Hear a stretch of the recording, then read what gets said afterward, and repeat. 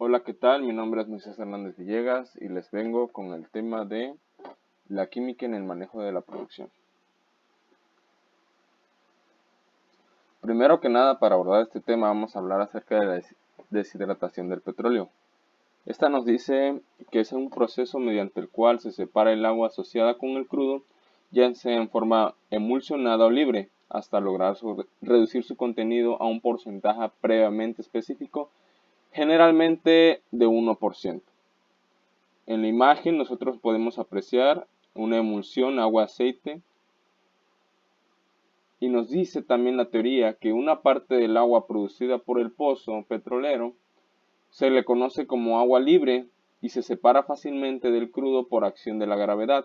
Tan pronto como la velocidad de los fluidos es suficientemente baja, la otra parte del agua está íntimamente combinada con el crudo en forma de emulsión de gotas de agua dispersas en el aceite, la cual tenemos aquí una emulsión agua-aceite.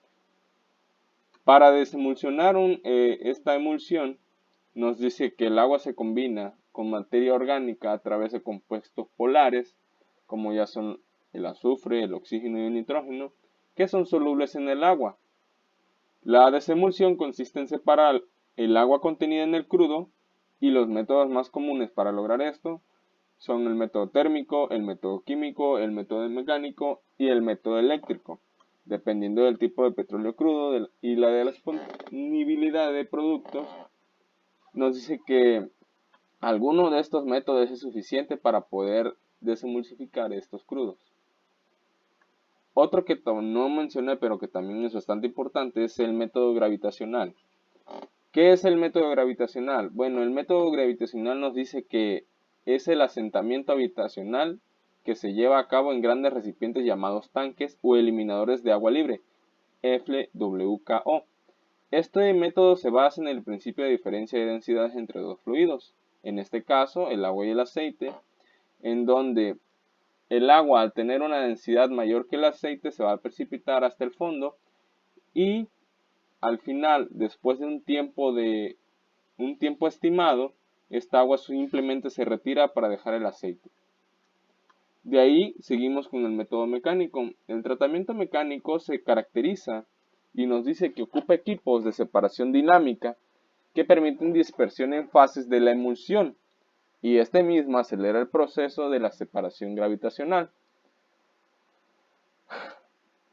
La separación del agua emulsionada del crudo se produce por centrifugación, por lo cual se somete a la mezcla a una centrífuga que desarrolla velocidades aproximadas entre 15.000 revoluciones por minuto, que permite generar una fuerza centrífuga equivalente a 13.000 veces la gravedad.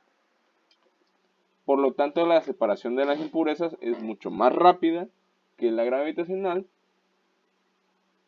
y que un tratamiento de sedimentación, que es prácticamente lo mismo. Y esta misma dependerá de la densidad del crudo. Continuando con los métodos, tenemos ahora el método químico, que consiste en la agregación de la emulsión de ciertas sustancias químicas llamadas desmulsificantes, los cuales cumplen con la función de romper las emulsiones atacando el agente emulsificante y neutralizar su efecto.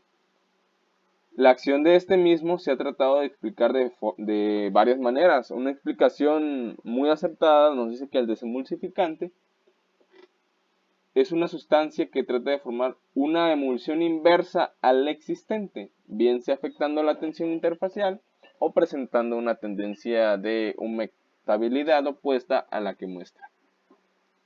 Continuando con los métodos, ahora nos encontramos con el método térmico. El método térmico, como su nombre lo indica, se basa en la aplicación de calor a la emulsión de agua y aceite para reducir la tensión superficial en la partícula interfacial, aumentando así la solubilidad y reduciendo la densidad y viscosidad del petróleo crudo, lo que promueve la separación por gravedad de la fase dispersa. ¿Qué procede o qué hace esto? Bueno, esto acelera la velocidad de los desemulsificantes, así como la expansión y la gasificación de agua debido al gradiente de temperatura. Continuando con esto tenemos el método eléctrico y su principio básico de este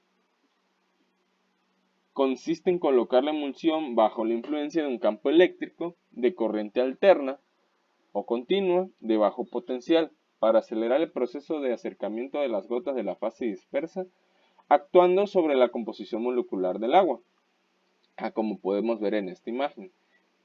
Estas son las gráficas que nos da después de tratar al crudo eléctricamente. Y por último, pero no menos importante, tenemos la desalación del petróleo. Ahora, nos dice que el contenido de la sal en cualquier volumen de una muestra de petróleo es generalmente solo en función del contenido de agua salada remanente en el petróleo y de la salinidad del agua producida, que puede variar desde nula hasta saturada. Nos dice también que si la salinidad es de 200 miligramos litro, un 1% de esta agua indica que el petróleo contiene aproximadamente 2 miligramos por litro.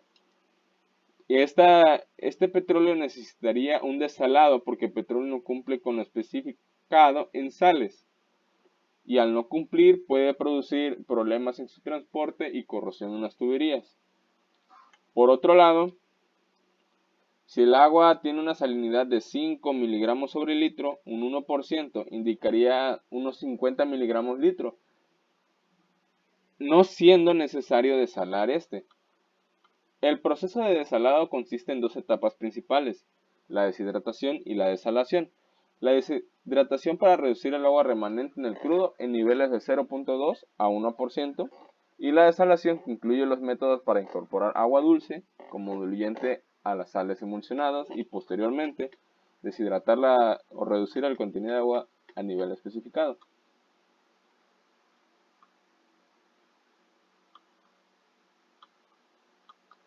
Hasta aquí ha sido mi presentación. Aquí pueden ustedes encontrar mayor información y los links en donde yo obtuve esta información.